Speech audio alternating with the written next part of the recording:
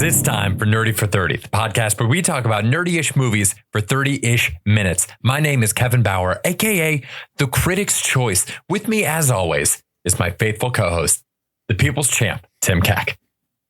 Yes, Kevin. Today we're talking about The Exorcist Believer, a real thriller. If you haven't seen The Exorcist before, you know, two little girls wander off, they get possessed, and their parents are like, how do we fix this? Well, they try to do it with an exorcism. Does it work? I'd say 50%.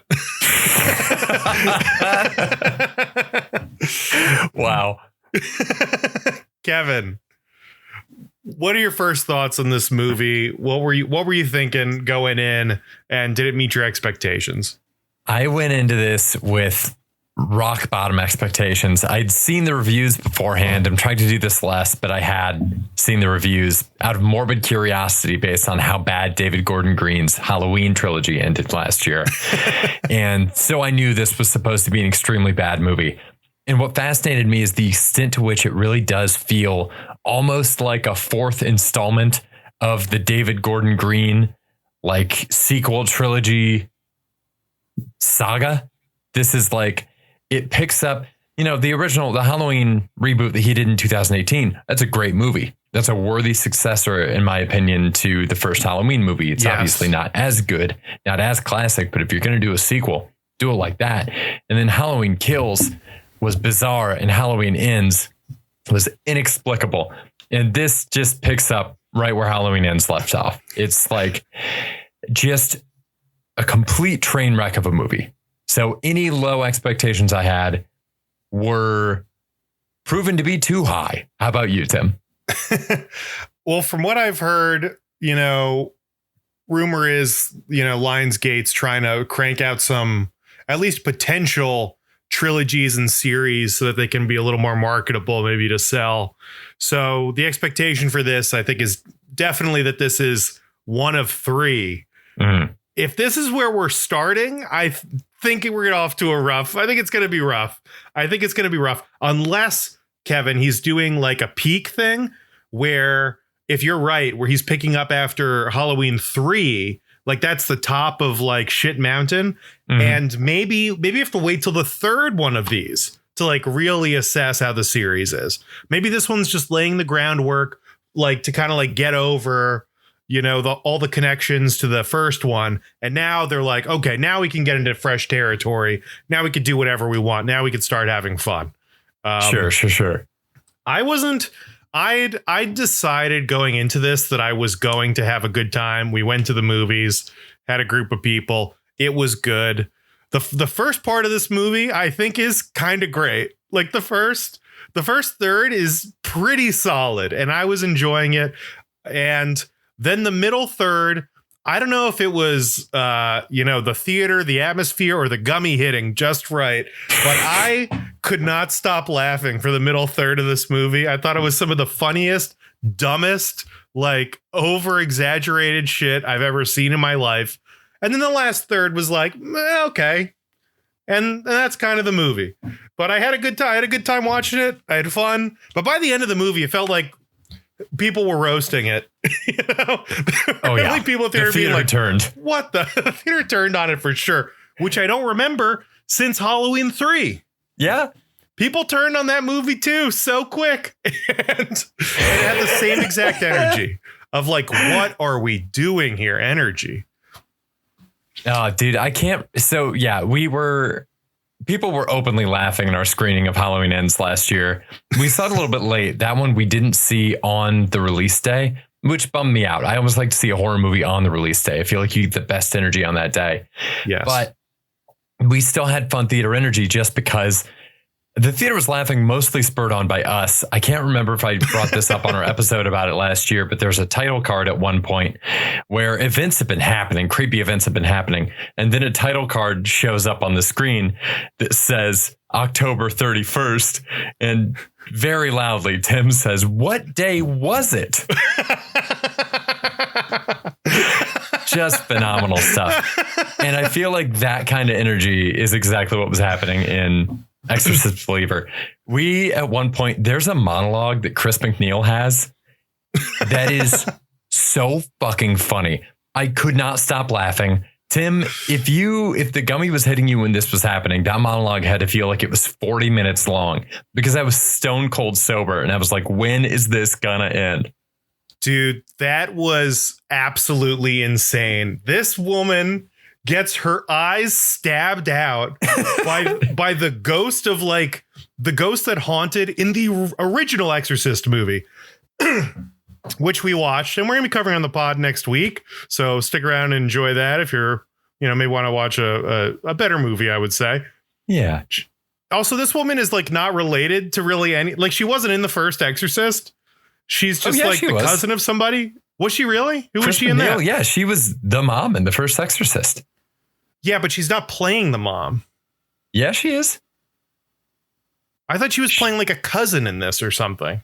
No, she's playing herself. She's reprising her same character. And then that's when Linda Blair shows up at the very end and it's like, oh, Reagan's back. I don't know. I don't believe you with this, honestly. Because she's playing Ellen Bernstein. Is that who the mom was in the first one? Yeah. Okay. Well, then maybe it makes sense. I don't know. It seemed. Wait, so you thought she was just a complete non sequitur character? I honestly thought it was, hey, I'm somebody's cousin, because she's like, I didn't see The Exorcist, but I did see what was going on before. No, you're right. It is Chris McNeil. That's the thing. She wasn't in the room. So that's just them playing with semantics, which I mean, credit to a certain degree, because sometimes I feel like movies get loose with that. Like the way that all the Avengers movies play with random people on the street knowing the specifics of the final battle in Endgame. So I do like that they acknowledged, hey, I wasn't in the room when the exorcism actually happened. And it's also kind of weird because, yeah, you think about that character in the first one, not ever really getting the full payoff of seeing it. But we'll talk about that next week. We'll talk about that next week. So now with this new information I have, at the time I thought it was just some random woman who was like tangentially related to this person. And for some reason I thought the actor was playing another character or something. I don't know. Because she shows up and she's like, oh, it knows me. It knows I'm here. All this stuff. Like she has this bond with this thing, which I'm like, why the fuck does it have a bond with this random ass woman? and then the possessed girl stabs both of her eyes out with crucifixes.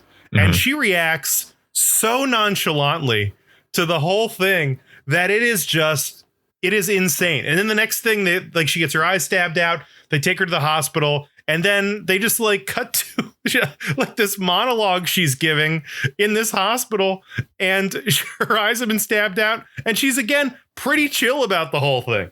There's no like, get away from me. My life is permanently altered because of you. Like this thing didn't want anything to do with me until I went there. It doesn't make any sense. But then she talks for a solid like 90 seconds. And it's definitely longer. And I was waiting for the guy to just get up and leave because she's blind. Oh, God. And I was like, it'd be funny if you just got up and went. But she talks for so long. And it's just nonsense. It's about, I don't even remember what it was about. It's just filler commentary. I was dying laughing during that. It was, which was the beginning of the funny. end for me. I think the real world scenario behind it is this is an esteemed actor from a different era of film. And I think it's a little bit like when, an action movie star from Thailand shows up in a John Wick movie and they let them win, or at the very least not die as a sign of respect. I think the people making this movie probably wanted to cut some of that monologue out, but they're like, she's like 88 years old. We can't do that.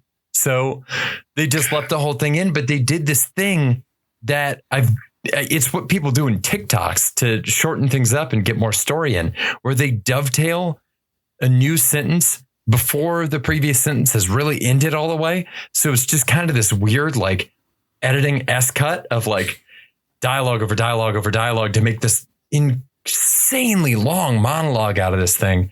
And it's just completely preposterous how long this thing goes on. Were they cutting to other stuff during this, or was that the last monologue? Because at the end, they run it back with another gigantic monologue that, again, is incredibly pointless. And they're just like trying to wrap this thing up. And it just goes on and on. And the woman, it's just like Paula, the neighbor, who at first I was like, Paula deserves to die. And then at the end, then like 15 minutes later, it's like, oh, Paula's like the best human being in the world. She seems like she really cares about these guys and like is actually, I thought she was like a mean neighbor. And then it turns out she's like, she actually cares about them somehow.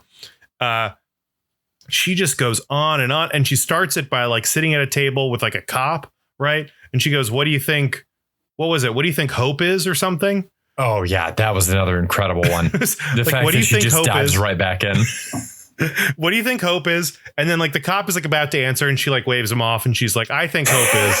And then just talks for 5 minutes about hope while we see other things like, oh, we're wrapping up the story nicely. And it's like, I don't know. What the fuck did Paula do? Paula sucked. I mean, Paula was pretty much useless in this exorcism thing.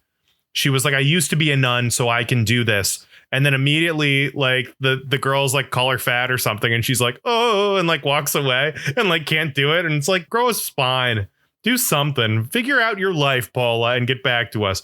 You can't just be like, yes, I've got this exorcism, and then like the guy the ghoul or whatever, the demon says something mean to you, and you're like, oh, I can't keep going. I don't know. That's the weirdest part of the exorcism thing is the whole like. The exorcist, like the demon, watch out, it will hurt your feelings. And it's that's like the scariest thing about it. Like it might gore your eyes out. It might occasionally. There's no rhyme or reason to the violence. Sometimes it'll gore your eyes out, or sometimes it'll just make you feel terrible about yourself. Yeah, it's exactly like the John Mulaney bit about teenagers. The demon just knows exactly what your weak spot is that you don't want anybody to make fun of. And that's right what it's going for. Kevin, you got a thief for this thing? Do I have a thief? You know, if I had to pick a thief, I think that the opening, I'm with you. I think the opening third of this movie is not bad. Yeah. I think I actually said to Lauren, hey, I don't think the reviews are all the way right on this one, just because, you know, first third, I'm having a good time. The stuff in Haiti was heartbreaking, but it's cool to see. And I like the set piece where or not set piece. I like I don't know what it adds in to the plot. This idea that the unborn child has some sort of protection over it.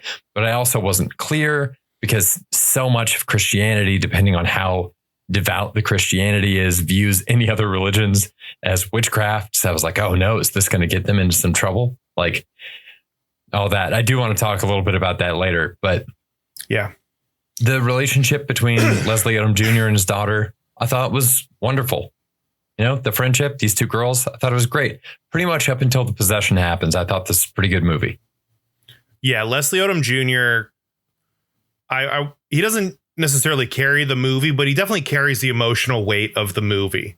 Yeah. And everyone else is like talking and like, you know, shaking hands outside, or like, you know, two people are like lifting a table together and then they like hug it out after or something, like pat each other like, hey man, great job with that table. We did it. And it's like, why are we watching this? What do we need from this?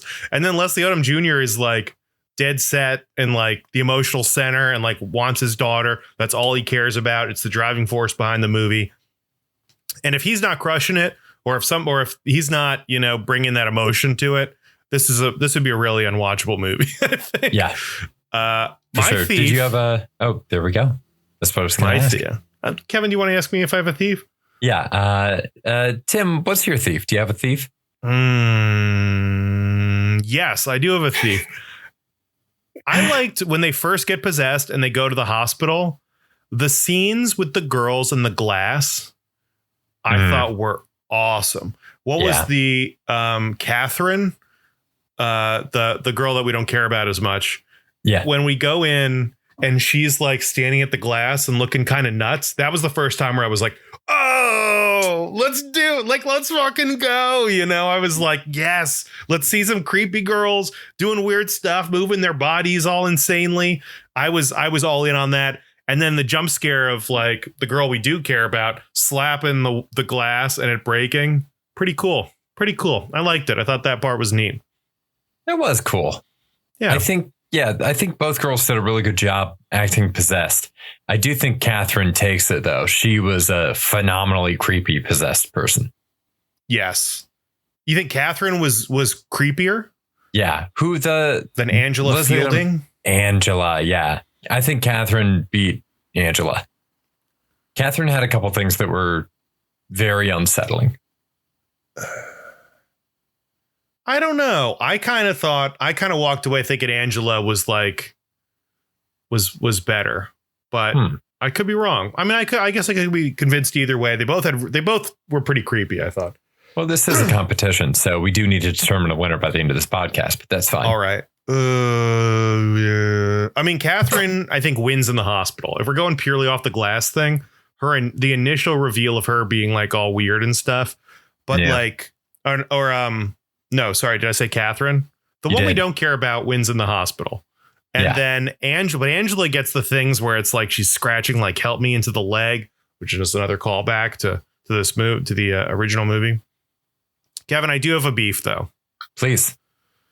Which I don't know. Do you want to talk about the exorcism now? Because it seems like the rules and it seems like nonsense, and the stakes seem kind of low, and they can take breaks whenever they want, and it hurts their feelings.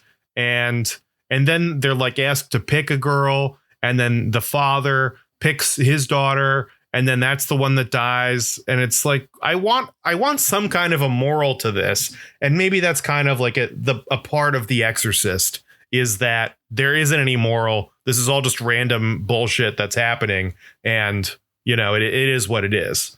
They didn't even necessarily lean into like a religious thing. I would kind of be more into it. You know, I'm a real sucker for, you know, like Hitler lost World War II because he lost the spear of whatever that stabbed, you know, the side of Jesus Christ. Like, I like something where it's like a purely fantastical take that like is somehow manipulating history and stuff. And in that way, I think I would be excited about like deep Catholic mythology of like doing The Exorcist, really diving into it, like what demons are involved in this, like the specifics. And they don't really do that. And in fact, at the end, what beats them is Leslie Odom Jr., who at some point begins to believe again, and he's praying, and that kind of works. But really, it's like the moments when he's begging and like telling his daughter to come back. It's like an emotional exorcism as opposed to a religious, ritualistic one. Yeah. And it's fine. It's cool. It's just weird. It kind of takes some of the heat out of the end. Yeah. What did you think? I'm right there with you. You knew somehow that this is what I wanted to circle back to, is the fact that they decided to go more inclusive with the religions that were represented in the movie in terms of having some sort of an effect on this entity, which was an interesting choice. It's something I've personally thought about a lot. I swear to you, I will show you, I have pages of notes on this sort of thing, because it's something that, I mean, a long-time listeners to the show will know that I've name dropped this a couple times, but I've been working on my own demon movie script for some time. So I have a lot of notes. I have a lot of thoughts about this. I don't think they did it great here, because they kind of just showed everybody getting rocked by this thing. And they don't really give you any reason to believe that they have an underlying mechanism to explain why some of these things are working and why some of these things aren't working. That's something you often see with hard magic stories, is even if you don't know the exact reason that something's happening, it feels like there is a good reason that that thing is happening.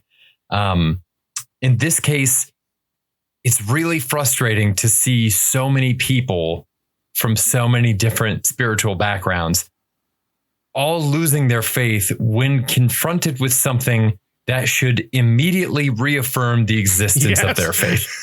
And that is my biggest problem with possession and demon stories everywhere. There has never been a single good priests in an exorcism movie because these priests see a demon and they lose their faith. The thing the demon is trying to get you to do is lose your faith. If there's a demon, there's an afterlife. If there's a hell, there's a God. How is that making you lose your faith? Oh boy. It's unbelievable. And you know that this thing is trying to trick you. I mean, it's completely fucking ridiculous. So the fact that they had this thing not only take down some devout, I think like evangelical Christians, but also take down a couple other religions. It's like, what are any of you doing here? Oh my God. I laughed so hard too. There was like a priest who like is just chicken shit. Yeah. And he doesn't want to do any part of this. And Paula's like, come, you got to come into the house. You got to help us. And he's like, no, I can't do it. And he's like, hands her a Bible. He's like, also take this cross. And I was half expecting him to keep handing her stuff and just fill her arms with shit. And he gives her like this incredible pep talk and then immediately gets in his car and leaves. And which is like insane. And then later she comes out like in one of their intermissions from exorcising this person, knocks on the priest's window. Turns out he just parked down the street and he's praying. He's got his rosary and his Bible. And she says the fight's in there, which I actually thought was a pretty cold line to say to a priest. I really like that. But then all of this is to set up the priest walking in at like a quote unquote pivotal moment in this whole thing. And they treat it like, I don't know, Jordan running out on the field like after Space Jam or something, like, holy shit, Jordan's here. Like, can't believe he made it. Like, this is the big time, you know? Man, there's definitely like an NBA player who looked hurt and then ran out of the back. Oh man, Daniel Bryant at WrestleMania 30, we're in New Orleans, triple threat match. He's put through a table. They take him to the back and no, is he down? You think he's done? You think he's getting medical like evac? And no, he runs back to the ring. He gets off the backboard, runs back in the same way this priest ran back in to promptly die, right? Like his neck gets stabbed immediately. So again, what does this mean? What does any of this mean? What's the point of this? Chaos, Kevin, absolute chaos. Well, Kevin, Tim, did you have a specific beef or was that kind of the same thing? That's kind of my biggest beef. Nice. Also, I mean, this ending was reshot. So I was going to bring up that the original Exorcist movie was famously plagued with problems. It was considered to be a cursed production. There's still allegedly are aspects of the curse that persist to this day. So I was interested as soon as they started making this movie to see if the curse would follow them in any way, shape, or form. And I think it did, mostly just in the form of reshoots and changes being made during the production. I guess a lot of the reason that the Chris McNeil character is framed in this movie is because they changed how they wanted her to be in the story during the reshoots. So there's a lot of stuff left over from before. There's a little bit of inconsistency in terms of, you know, when she needs a cane, when she's able to go up a giant staircase, no problem. I forgot about that. I thought what was going to happen here is I thought it was going to be that she was so moved by her experience with Reagan in the first movie that she went into the convent and became a nun and is now dedicated to performing exorcisms herself. I thought that would be rad if she is the Father Marin character, the old priest that then is going to meet a young priest and help people out. No, they don't do any of that. She's just kind of interested in spirituality. But Kevin, she's not an exorcist. Right. Yes, right. She makes it very clear. They go out of their way to make sure you know that there is not a single exorcist in this movie. That line killed me, dude. So funny. Like they say it like 5 times about her, where it's like, I know a lot about exorcisms. I was there. It was my daughter. I was around it. I wrote the book on it, but I am not an exorcist. Dude, it's it's like if you went to go see the movie Teen Wolf and in the first act of the movie, Michael J. Fox is like, let me be clear, I'm not a teen anymore. It's like, are we going to get a Teen Wolf? I'm barely even a wolf anymore. I've been domesticated and broken in. Ready to go. Well, I may not have seen the teen wolfing from the first movie, but I've spent a lot of decades thinking about it. So yeah, the big changes there. Originally, they were supposed to show the demon that is possessing the girls in this. I won't spoil what the name of the demon is for those demon heads out there, but they do have a demon that they picked out and hinted at in this movie that did not end up getting shown. I think the costume cost like $12,000. And it was like a couple hours of makeup they had to apply every day for the actor. Didn't end up using any of the footage whatsoever in this one. Here's a beef. Not Pazuzu. The whole point of the Chris McNeil character is that this same demon is haunting new people. Different demon. Not even the same demon from the first movie. It would be like we had Jamie Lee Curtis in another Halloween movie, and the killer is not Michael. I thought they said it was the same demon, or she said it was the same demon. Yeah, she said it was the same demon. It is not the same demon. How do you know it's not the same demon then? The demon in the original movie was Pazuzu. This demon is not Pazuzu. Wow. Different demon. Okay. Pretty fun. I think the biggest evidence of a curse for this movie, though, is the fact that it originally had the coveted Friday the 13th release window. And it moved because of Taylor Swift. Taylor Swift came in when she announced that she was releasing the Eras Tour in theaters. Unprecedented deal that was made with IMAX and AMC theaters.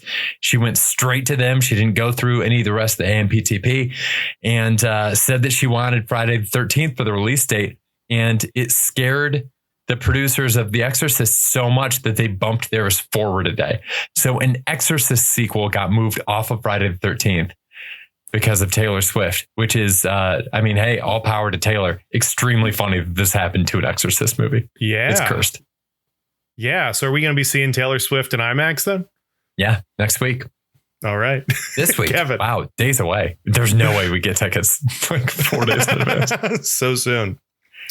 Kevin, I have a question for you. Yes, Tim. The great Jimmy V once said, to me, there are 3 things we should all do every day. Number 1 is laugh. You should laugh every day. Number 2 is think. You should spend some time in thought. And number 3 is you should have your emotions move to tears. Could be happiness or joy, but think about it. If you laugh, you think, and you cry, that's a full day. That's a heck of a day. Kevin, was The Exorcist Believer a heck of a day? Tim, let me tell you, I laughed all right. I laughed a whole lot. I thought, why are they doing this? Did I cry? Yes, I did, because of how hard I was laughing. Tim, this was a heck of a day.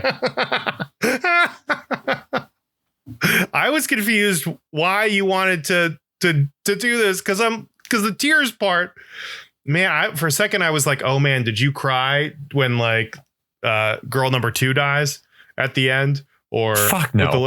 I didn't care about them. I didn't care about most of the characters. What about the beginning when his wife dies and they have the baby and there's like the weird reveal that he wanted to save his wife, but she died. Also, that part was funny to me because the doctor's like, you have to pick one. We can't save both. And he's like, save my wife. And they're like, ooh, we saved the baby though. Like, how did they mess that up? They're like they immediately shoot the mom. And then he's like, actually, I want to save my wife. And they're like, ooh, we just murdered your wife. I don't think they shot the mom. I don't know. It's just funny to what do you think happened to that hospital? Why did they have to choose? Why did they have to choose? Oh my God. Old Yeller Memorial Hospital.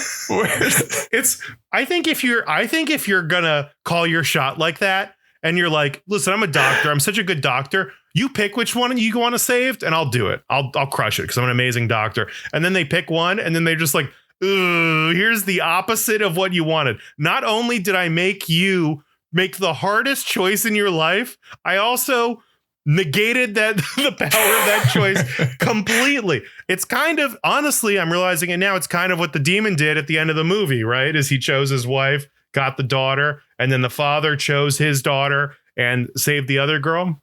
It is and it isn't, because it's a false equivalency. In the first part of the movie, both of those people are people that mattered to Leslie Odom Jr.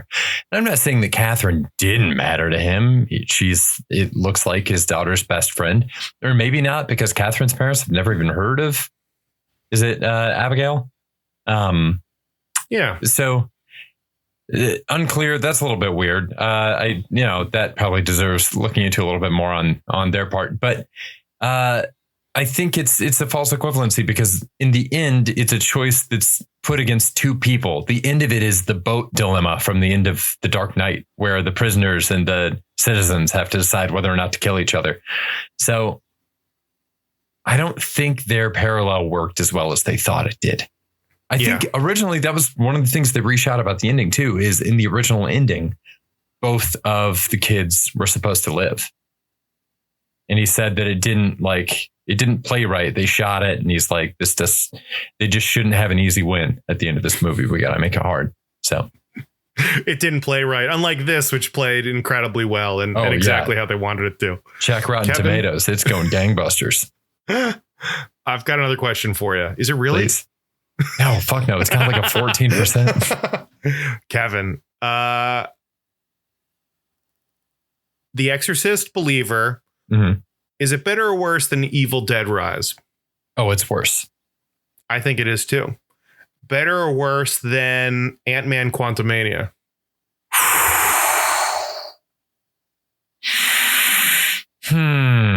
This is tough. It's right now. This decision is the first act of Exorcist believer versus the Kang scenes in Quantumania. Do the highs of this movie equal the highs of Quantumania? Which, I don't know. I thought Kang was great in it.